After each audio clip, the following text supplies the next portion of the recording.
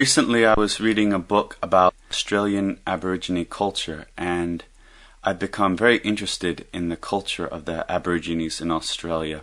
I think it's very interesting and very inspiring, even. It moves me more than simply being intellectually or mentally curious to me, or just sort of fascinating, like looking at some statistics or some data.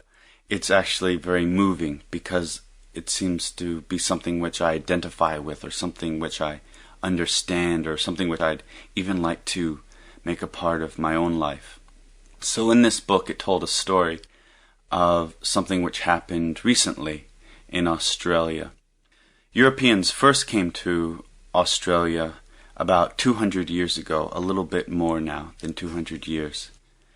And since then, they've done many things, and more or less what the Europeans did when they came to Australia was change the culture which was there, change the culture of the Aborigines so that it was more like the European culture.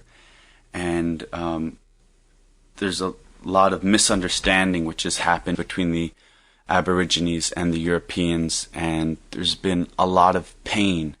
And so the Europeans misunderstand the Aborigines, and the Aborigines misunderstand the Europeans, and now, over 200 years later, people who are Aborigines, or people who are Europeans, or people who think of themselves that way, are angry at the people who they think are different.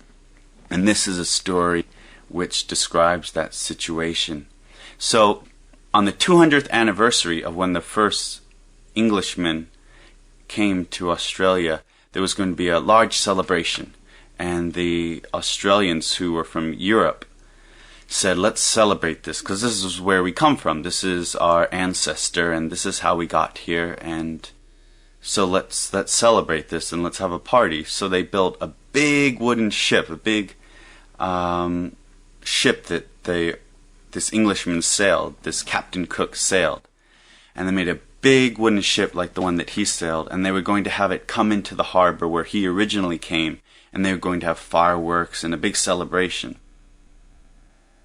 And the story is that some Aborigines, or some people who had an Aborigine background, maybe they were mixed European and Aborigine, they were standing on some cliffs looking out onto the bay and seeing this big ship come in.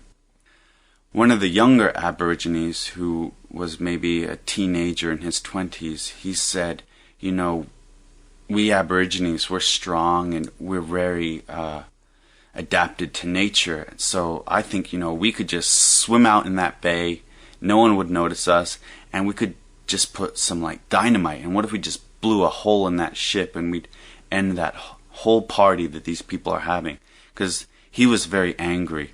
He was angry because he was feeling pain from when the Europeans came, and they did many things which hurt many Aborigines. They killed many Aborigines, or made the Aborigines live the European way of living. So he was feeling a lot of anger.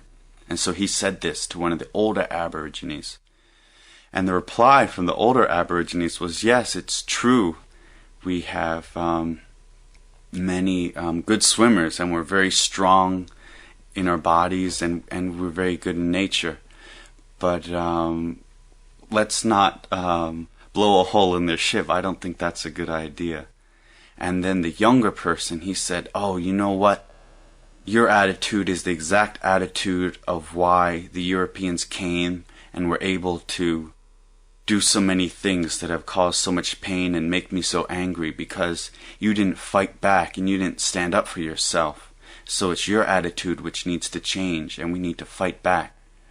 And then the older Aborigine said, if I fought back, if I was violent about something which I didn't like, or which I saw was being done to my people, he said, then I wouldn't be an Aborigine.